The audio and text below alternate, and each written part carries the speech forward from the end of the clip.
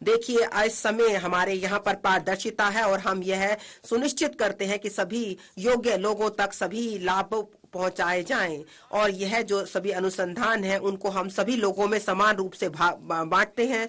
और जो सामाजिक जो चीजें हैं, हम चाहते हैं कि सभी लोगों को समान रूप से मिलें। हम सभी तरीके से देखते हैं कि हम केवल परिणामों पर ही ध्यान दें और साथ ही साथ सभी के लिए सामाजिक आर्थिक बदलाव भी लाया जाए और सभी को अवसर मिले। जैसा कि हमारे माननीय प्रधानमंत्री जी का यह पूर्ण विश्वास है कि हम गरीब, महिला, युवा और अन्नदाता किसान, इनके लिए हम मुख्य रूप से काम करें। इनकी जो आवश्यकताएं हैं, उनकी आकांक्षाएं हैं और उनका कल्याण हमारी सबसे ज्यादा प्राथमिकता है। जो देश तभी तरक्की करता है जब ये चारों तरक्की करते हैं। इन सभी के लिए सभी को सरकारी सहायता मिलनी चाहिए ताकि वे अपने जीवन को बेहतर बना सकें। उन्हें सशक्त किया जाना चाहिए और जब उनको सशक्त किया जाएगा तो हमारा देश और आगे बढ़ेगा। गरीब कल्याण, देश का कल्याण। हम गरीबों को सशक्त करने में विश्वास रखते हैं। पहला हमारा दृष्टिकोण यह था कि किस प्रकार से हम उनको चीजें देकर हम गरीबी को दूर करें।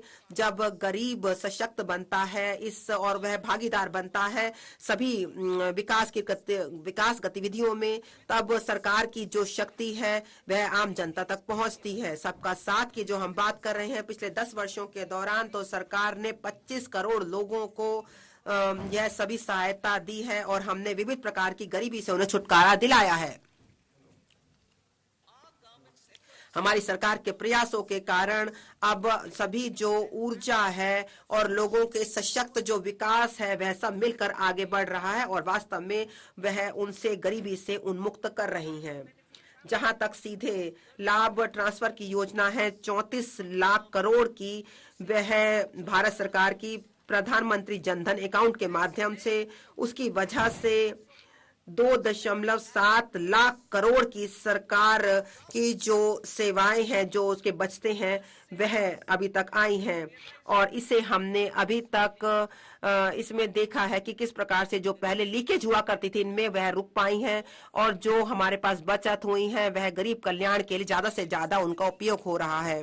प्रधानमंत्री स्वनिधि, इसने 78 लाख जो सड़क पर काम करने वाले वेंडर्स हैं उनको सहायता प्रदान की है, उनको पैसा दिया है। 78 लाख वेंडर्स में से 2.3 लाख को तीसरी बार हमने क्रेडिट दिया है, उधार दिया है, पैसा दिया है। जहां तक पीएम जनधन योजना, जो कि विशेष रूप से संवेदनशील जनजातीय समूह तक पूछना था, जो कि वास्तव में विकास से बहुत दूर अभी तक रहते हैं। प्रधानमंत्री विश्वकर्मा योजना, जो कि सहायता उपलब्ध कराती है हमारे कारीगरों को और जो 18 व्यवसायों में लगे हुए हैं। यह जो योजना है वह दिव्यांग और जो उभयलिंगी हैं उनको सशक्त करने की बात है। वह हमारी सरकार के हर काम में है कि हम किसी को पीछे छोड़ना नहीं चाहते।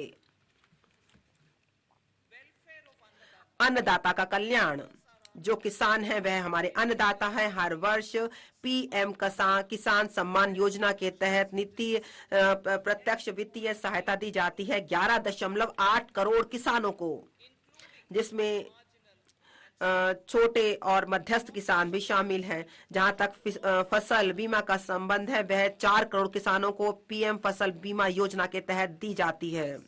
यह जो है अन्य कार्यक्रमों के साथ साथ है जो कि अन्नदाता को सहायता प्रदान करते हैं ताकि वह देश के लिए और विश्व के लिए खाद्यान्न उत्पन्न करें।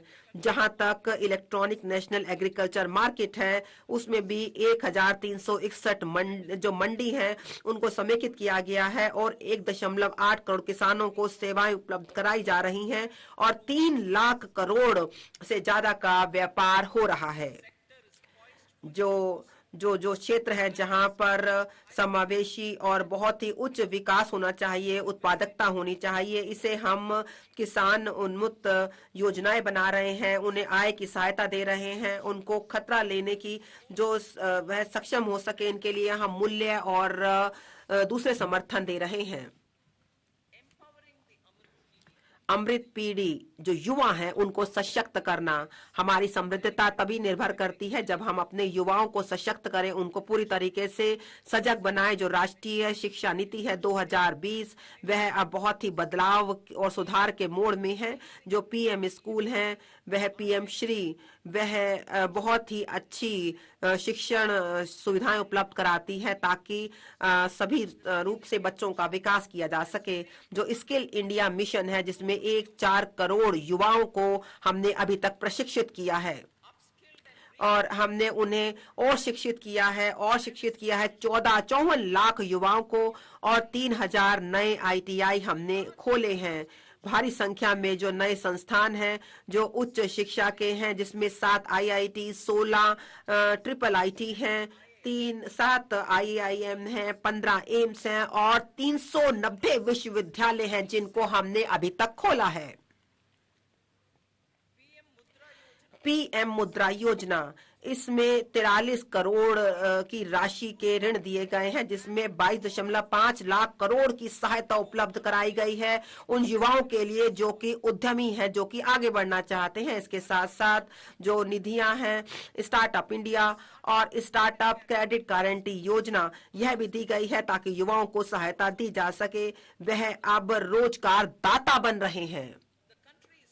जो देश है उसे अपने युवाओं पर बहुत गर्व करता है क्योंकि वह अभी खेल के क्षेत्र में भी बहुत आगे बढ़ रहे हैं। एशियन जो अभी खेल हुए इसमें और एशियन पैरा गेम जो हुए 2023 में, उसमें हमने बहुत संख्या में भाग लिया और हमारा विश्वास और बहुत बड़ा। जो चेस और हमारे नंबर 1 रैंक जो प्रज्ञा नंदा है, उन्होंने एक बहुत तेज टक्कर दी विश्व के चैंपियन मैग्नस कार्लसन को 2023 में। आज भारत में 80 से ज्यादा चेस ग्रैंड मास्टर है जो कि 2010 में 20 थे। जहां तक नारी शक्ति है उसका विकास, महिलाओं का विकास करना, उद्यमिता के माध्यम से उनके जीवन स्तर को सुधार करना, उन्हें गरिमामय जीवन देना, यह 10 वर्षों में हमने बहुत भारी काम किया है। इसमें 30 करोड़ की मुद्रा योजना के ऋण महिला उद्यमियों को दिए गए हैं। महिलाओं को उच्च शिक्षा में ज्यादा से ज्यादा उनको वह भाग ले रही हैं। पिछले 10 वर्षों में यह 28% बढ़ा है। स्टेम जहां तक कोर्स हैं, महिला और लड़कियां हैं, उनमें 44% की वृद्धि हुई है जो कि विश्व में सबसे ज्यादा है। यह सभी जो कदम हमने उठाए हैं वह पूरी तरीके से महिलाओं की भागीदारी में जो महिला काम कर रही हैं उसमें बढ़ रहा है। जो 3 तलाक है उसे हमने गैर कानूनी सिद्ध कराया है और 1/3 जो महिलाएं हैं उनको आरक्षण की बात की है लोकसभा और राज्य विधानसभाओं में। और हम 70% से ज्यादा जो घर हैं पीएम आवास योजना में ग्रामीण क्षेत्रों के अंतर्गत हम महिलाओं को दे रहे हैं और उन्हें 70% से भी जो घर हैं पीएम आवास योजना के तहत ग्रामीण क्षेत्रों में महिलाओं को दे रहे हैं। या तो वह एकल है या संयुक्त भागीदार है, उनकी मालिकाना हक उनके पास है और उनकी गरिमा बड़ी है। बहुत ही अच्छी तरीके से ट्रैक रिकॉर्ड रखा जा रहा है शासन का, विकास का और उनके परफॉर्मेंस का। जीडीपी, जहां तक घर जीडीपी का संबंध है, भारत पूरी तरीके से सरकार ध्यान दे रही है बहुत ही व्यापक जीडीपी को लाया जाए, जो है शासन, विकास और निष्पादन।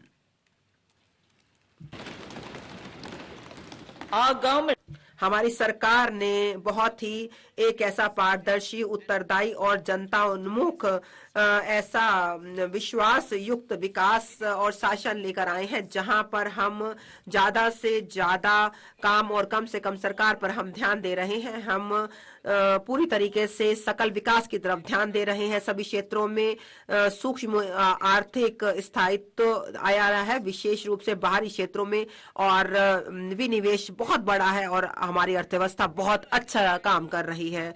लोग अच्छा जीवन जी रहे हैं, बहुत अच्छी उनकी आय हो रही है और लोगों की आकांक्षाएं, उम्मीदें भविष्य के लिए बहुत बढ़ रहे हैं। आम जनता की जो औसत आय है वह 50% से ज्यादा बढ़ी है। मुद्रास्फीति एक मध्यम रूप से बढ़ रही है जो लोग हैं उन्हें से ज्यादा सशक्त किया जा रहा है और उन्हें कहा जा रहा है कि वह अपनी उम्मीदों को पूरा करें। वह कर भी रहे हैं और देखा जा रहा है जो कार्यक्रम है वह भारी संख्या में समय पर जनता के बीच में आए और बड़े बड़े परियोजनाएं आए। आर्थिक प्रबंध, जहां तक बहुआयामी आर्थिक प्रबंधन का बात है, उसमें कुछ हमने मुख्य तत्व शामिल किए हैं ताकि समावेशी विकास हो। पहला, सभी प्रकार का ढांचागत विकास, चाहे वह डिजिटल हो या सामाजिक हो या वह फिजिकल हो, उसको हम पूरे समय पर एक रिकॉर्ड समय में पूरा कर रहे हैं। नंबर 2, देश के सभी भाग जो हैं वह सक्रिय भागीदारी निभा रहे हैं जहां तक आर्थिक विकास का संबंध है। नंबर 3, जो डिजिटल सार्वजनिक ढांचागत विकास का संबंध है, एक नया विकास हो रहा है। 21वीं सदी की हम बात करें और यह आर्थिक अर्थव्यवस्था को एक बेहतर रूप देने में बहुत अच्छी भूमिका निभा रहा है। जहां तक जीएसटी का संबंध है, उसकी वजह से बहुत ही ज्यादा हम एक राष्ट्र, एक बाजार और एक कर की बात कर रहे हैं। नंबर 5, हम वित्तीय क्षेत्र को बहुत ज्यादा मजबूत कर रहे हैं जिससे हमारी जो सेवाएं हैं वो बहुत अच्छी हो रही हैं। हमारा ऋण ज्यादा से ज्यादा लोगों को मिल रहा है। नंबर 6, जो गिफ्ट IFSC और एक समेकित नियमावली वाली अथॉरिटी IFSCA, वह बहुत अच्छा मार्ग प्रशस्त कर रहे हैं ताकि विश्व स्तर पर पूंजीगत सेवाएं आर्थिक विकास के लिए अर्थव्यवस्था में लाई जाएं। पूर्व सक्रिय मुद्रास्फीति प्रबंधन की हम बात करें तो एक समय सीमा के भीतर यह काम किया जा रहा है। यदि हम विश्व स्तर पर देखें, माननीय अध्यक्ष महोदय, तो हम देखें तो हमें पता चलता है कि यह जो है बहुत ही अच्छी तरीके से काम हो रहे हैं।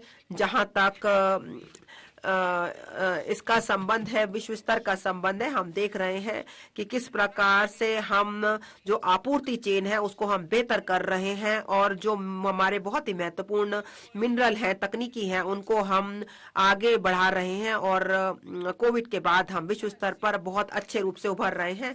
भारत ने हाल ही में G20 की अध्यक्षता की, जो कि उस समय में की जब विश्व बहुत ही कठिन समय से जूझ रहा था। विश्व की जो अर्थव्यवस्था है वहां पर बहुत ज्यादा मुद्रास्फीति है, बहुत ब्याज दर बहुत है, कम विकास है और जो बहुत अन्य प्रकार की समस्याएं हैं। महामारी की वजह से जो खाद्यान्न है, जो हमारा जो ईंधन है, जो वित्त है, विश्व स्तर पर उनकी वजह से बहुत समस्याएं हैं, लेकिन भारत इसमें एक विश्व शक्ति के रूप में उभर रहा है। यह देश हमको दिखा रहा है, विश्व को समझा रहा है कि किस प्रकार से हम उन जो विश्व स्तर की समस्याएं हैं उनके समाधान के लिए कैसे हम एक मत हम बन सकते हैं। जब हम बात करते हैं तो अभी हम भारत की बात करते हैं तो ईस्ट यूरोप इकोनॉमिक कॉरिडोर है, यह पूरे विश्व में भारत के लिए बहुत ही महत्वपूर्ण होगा। माननीय प्रधानमंत्री जी के शब्दों में यह जो कॉरिडोर है, और मैं उद्धृत करती हूँ, यह विश्व जो व्यापार होगा वह उसका आधार बनेगा आने वाले 100 वर्षों में, और इतिहास याद रखेगा कि यह जो कॉरिडोर है इसे भारतीय जमीन पर शुरू किया गया था। और अनुद्धृत करती हूँ मैं।